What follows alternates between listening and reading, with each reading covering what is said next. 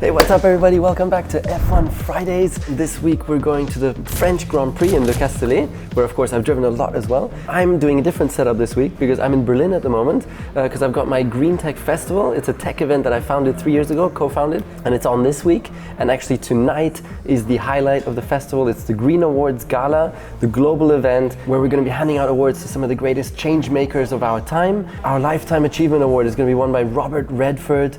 Jane Goodall is going to hold the Laudatio, so it's going to be, I think, a very, very special evening. The link is below, so click on that and you can tune in live for free to watch the awards from your home. But anyways, now let's go. I recorded this lap yesterday, so I'm just going to voice it over it now to tell you all the tricks and details. So let's hit it, let's jump into the hot lap. And just before I get going, as always, here's your opportunity to win a giveaway gift from me, which I'll send to you. The question that I want you to answer this week is, given that the podium last week in Baku was such a fan favorite because it was so unexpected, my question to you here now, what was your favorite podium of all time and why?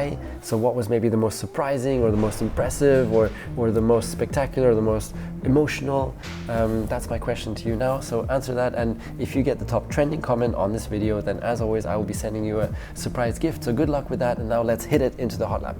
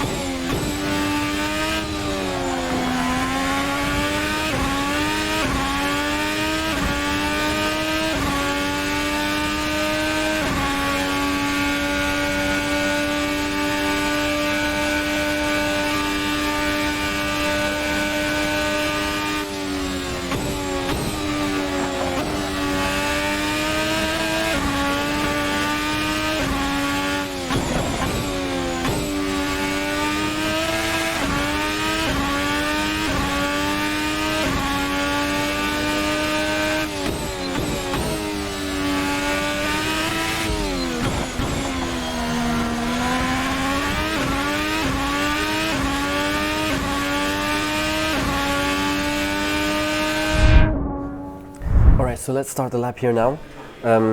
So the special thing here is, especially if you're considering the start. So the wind usually comes from southeast here, so it's coming from the back, and especially if you consider the start, that makes it really difficult into turn one because you just have ultra low grip in a way that you've never had it before into turn one.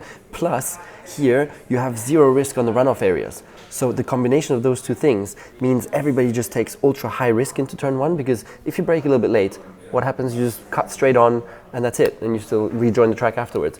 And that's why, like in 2018, we saw so many crashes into turn one. Everybody just went nuts into that, taking high risk with the wind from the behind. So I think start again is going to be massively interesting this year.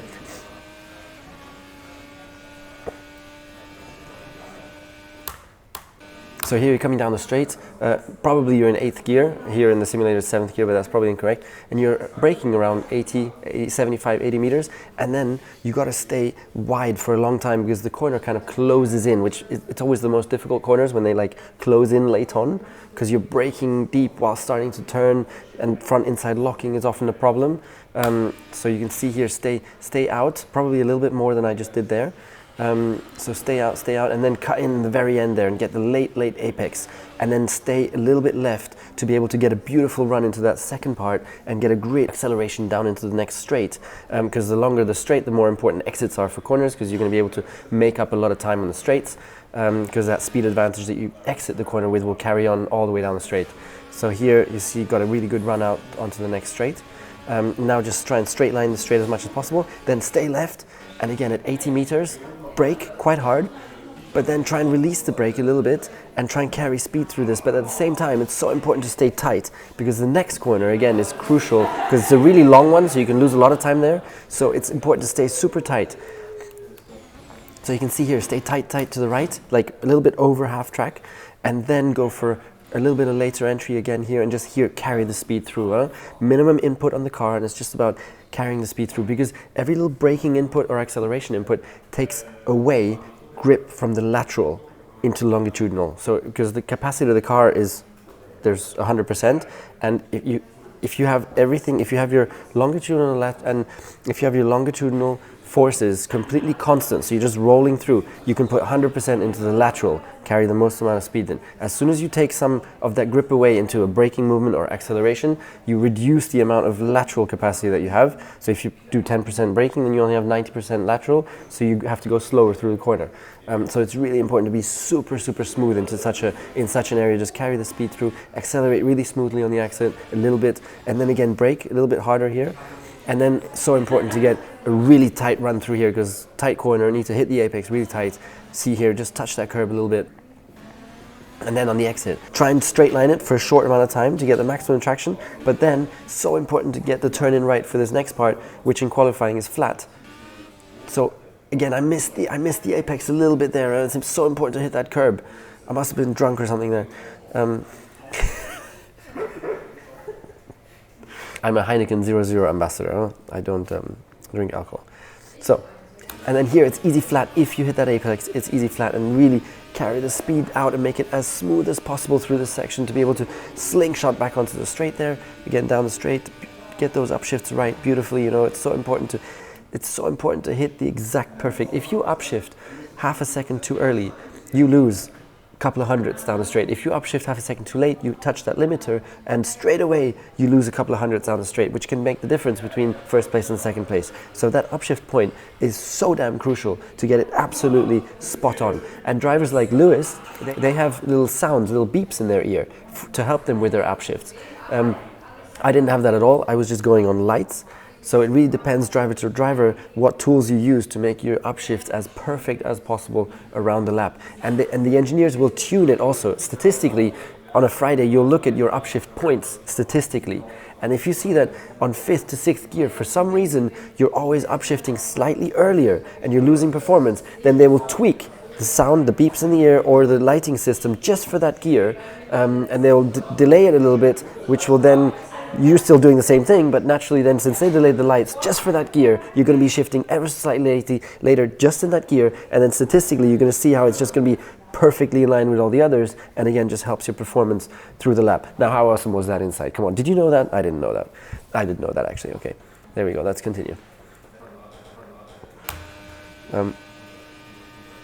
Okay, here we go. So now 75 meters again, hit the brakes, and this is quite a difficult one because it's quite a fast entry, but you need to stay tight on the exit, and that's crucial. So over braking here just will kill your lap time.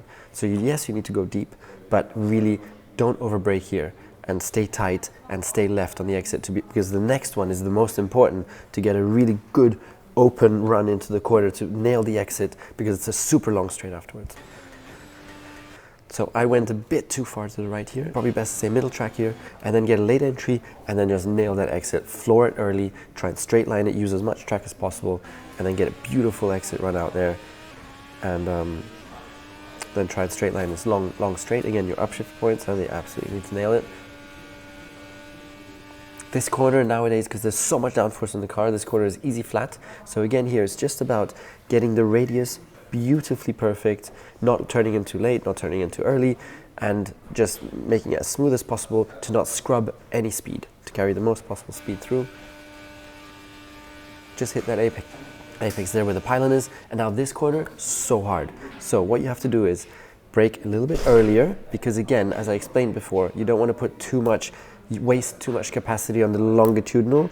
You want to have a little bit less stress for the car on the longitudinal and the braking to keep more lateral potential for the car. So brake a bit early, brake smooth, and then just carry that speed in and give more capacity to the lateral grip. So you're carrying the speed through the corner and just go wide. Quite a tight entry actually, hit the apex, and then you can run it out really wide. So this is not a good example what I did here, I don't know why. but you have to be quite a lot further out here, so really beyond middle of the track, and then it's so difficult. By this time your tires are raging hot because you had that flat out corner before, you had this really high speed entry here, so your outside tires are raging hot, and this is where you destroy the tires in the race as well. And so here to get the steering input right to hit the next apex is so difficult because the tires are in much less grip than usual. And so if you turn in where you normally turn in, you'll never make it to the apex. So you need to anticipate a little bit because you have less front grip on that tire.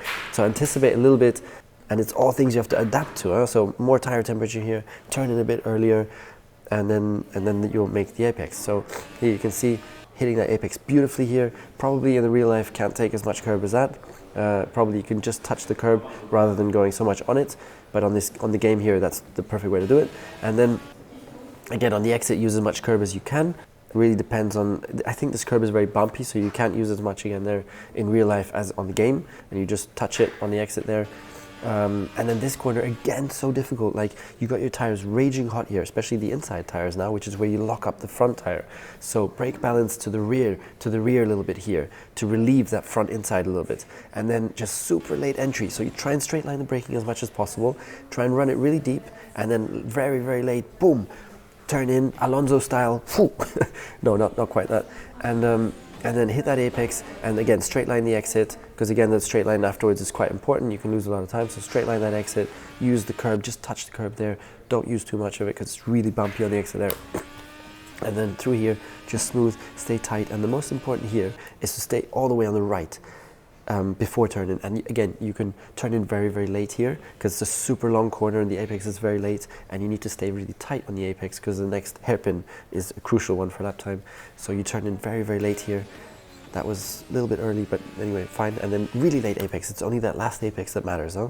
Really late apex, stay completely left, straight line the braking, that's important. Try and straight line the braking here, and then just a normal hairpin, really just touch the apex there, try and get a straight line exit, hammer the power down, finish the lap, and hopefully it was an awesome lap time to get you onto pole position.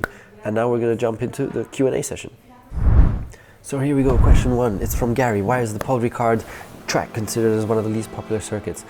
Because first of all, there's no risk for the drivers because the runoffs are just super safe, so you can just push over the limits, and there's also no real special corners, it's just all flat, all the same.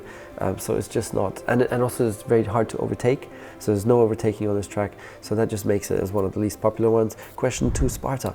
Paul Ricard is known as a very popular test circuit because of high speed straights, low speed and mid speed corners. It's difficult to handle so many different types of corners as a driver and also as a car engineer. Paul Ricard is quite a difficult track to engineer because you need a little bit less downforce, because you have long straights, but at the same time so many long corners, so it's a really difficult compromise. Also, most long corners are like left-hand side corners, so you need to adapt the track and make it the car and make it different for left-hand side corners to right-hand side corners. Usually that means putting more camber on the left-hand side tires, so that they can cope with that higher speed in the right-hand side corners. So it's just some adapting you have to do there. It's not easy to set up. Question 3 from Matej. Are there moments in a race where you really wish for a safety car? If yes, how often does a racing driver think of this opportunity? Absolutely, there's moments where you wish for a safety car. You know when? When you're running second, the guy in the lead just in front of you has pitted, then you are praying for a safety car, because if the safety car comes out, you will lose less time when you pit, and so you're guaranteed to come out in front of the guy and win the race. So those are the kind of moments where you're praying for safety cars, but those things also play into the strategy, because if there's a high risk safety car track, then if you're in the lead, you will try and consider that when boxing first, so, but that's one of those moments. So question 4, Jamie, what exactly is meant by balance in Formula 1 and how exactly do you set it? So balance in Formula 1 is very easy. You come into a corner, you steer. Understeer is when you steer, but the car doesn't steer. The car just keeps on going straight. Oversteer is when you come into the corner, you steer, and the car steers so much that the rear breaks out, and you're steering way too much. So that's understeer, oversteer. And that's what we talk about balance. And it can be affected so strongly with, first of all, setup, aerodynamics, but even in your car settings. If you use the differential is the difference between the rear wheel speeds. If you completely open it up, then the rear is just completely free and it will just oversteer so much. If you completely lock it up, the rears then are not allowed to rotate at different speeds. They have to rotate at the same speed, which means that the rear is always trying to just go straight and you won't be able to turn. So even just with a diff, you can impact the car setup massively from your steering wheel. Question 5. Norman. With such a mixed combination of slow, medium and high-speed corners, should cars run an open or closed differential? That's funny that you're asking just this now. What about camera angles? The differential, how do you use it? It's very, very difficult to answer. What I would say is, for example, let's take corner entry. You want the diff to be fully locked on braking because it's quite bumpy and everything, and if it starts to do random things in the rear, you lose so much grip, so you need to have it locked. And then when you turn in though, of course, you want the diff to open in the right moment. And so just as you're turning in, and you can infinitely set that to the finite detail, that how much steer, how much lateral load the car needs to see before it starts opening the diff. And it's very important to get that right, because if the diff stays locked too long, locked diff means that the rear tires cannot rotate in different speeds. They always have to rotate in the same speed, and that means the car just always wants to go straight. So you need to open it up right in the moment when you're turning in, and it's so hard to get right. That's one example. And then on traction, you always want to lock diff also. So on the exit, as you're going in power, it should lock pretty quickly, so that then you can transfer the most power to the road in the most efficient way. So those are some examples. Bonus question from Thomas. Thomas Anderson. How will the tire events of Baku impact driver confidence on track, especially at high speeds? My tires blew 2 times at over 300 kilometers per hour. It is so scary. Once at Spa, just before Blanchiment. This is the scariest thing ever, because you just have no warning and just suddenly goes, and you suddenly go spinning whilst you're still at full throttle. It's scary as hell. And that's what happened to Verstappen as well in Baku, in a very, very dangerous place, probably one of the most dangerous places in the whole calendar, because you're doing like 330, 340 kilometers an hour, and you have this pit entry wall, which is just like kind of frontal to you. So if Verstappen would have spun there rather than to the right, it would have been highly dangerous. And so, yeah, but that's what we have to do as racing drivers. We have to forget, jump back in and just get on with it again. And we do that pretty well. It just comes naturally with you. You don't have to think about it too much. So luckily also the cars nowadays are quite safe. So that's really an important factor.